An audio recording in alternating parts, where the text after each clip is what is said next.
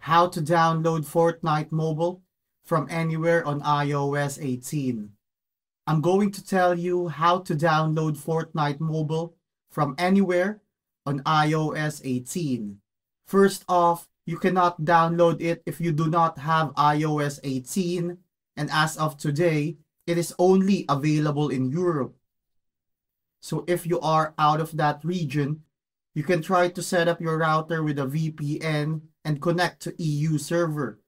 If that won't work, you can try jailbreaking your iPhone.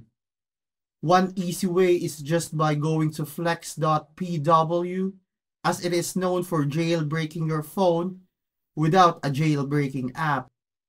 From here, you just have to select Fortnite and follow through, and then click on Watch Tutorial. It will ask for verification and will require you to add your device.